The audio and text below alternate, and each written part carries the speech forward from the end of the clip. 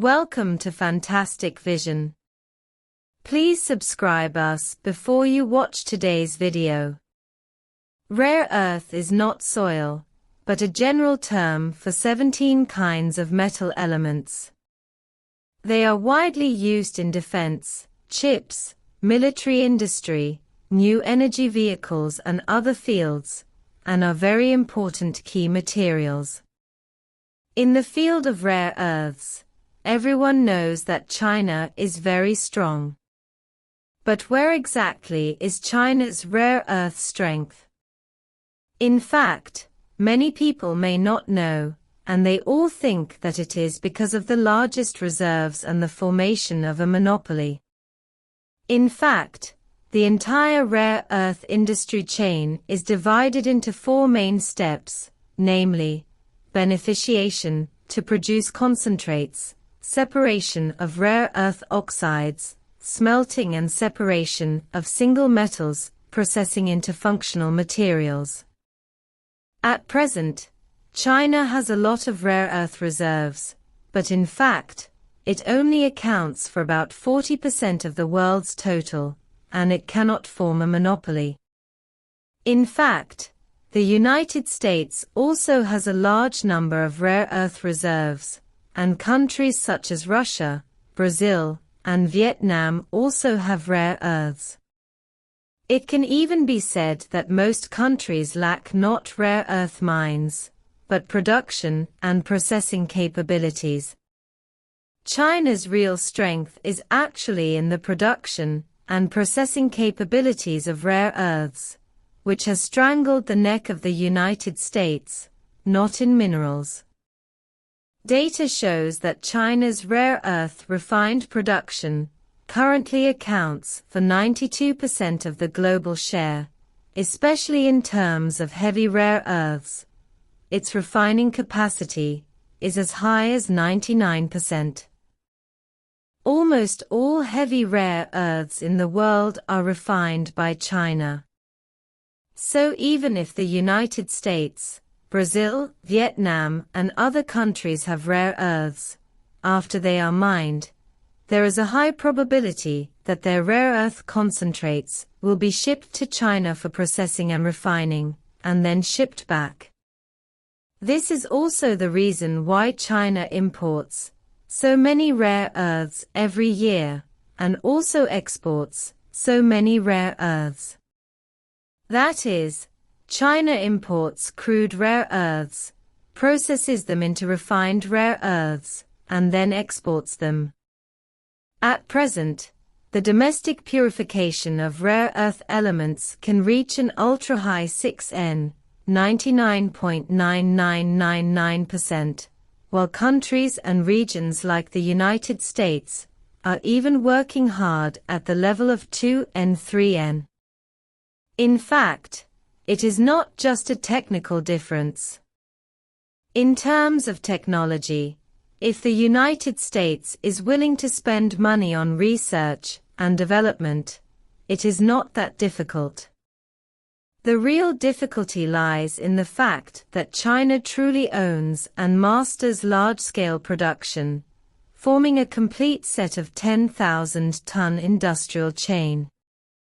For the United States, it is not difficult to invest money and make a single breakthrough. The difficult part is to make a breakthrough in all links, and then turn it into a whole set of large-scale production capacity. This cannot be achieved by just throwing money.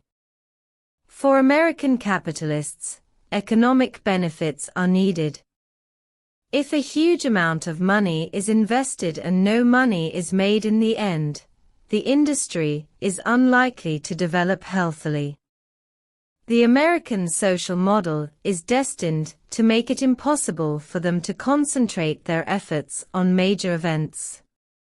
So the United States knows that China has strangled its neck in rare earths, and there is no way to solve this problem. The National Broadcasting Corporation of the United States has pointed out that the United States has lost to China in the rare earth war, and there is not much time left for the United States. Many American companies have stated that the export licensing system required by China is very strict, requiring relevant companies to provide the final use of rare earths and provide relevant documents to prove it.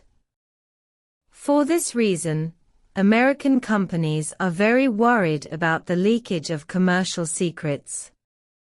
Although American companies try to avoid leaking sensitive information, the relevant applications are likely to be rejected, and American companies have shown a very passive attitude. China's control of rare earth exports has put many American companies under a tight ring, so there are warnings from the American media, claiming that there is not much time left for the United States.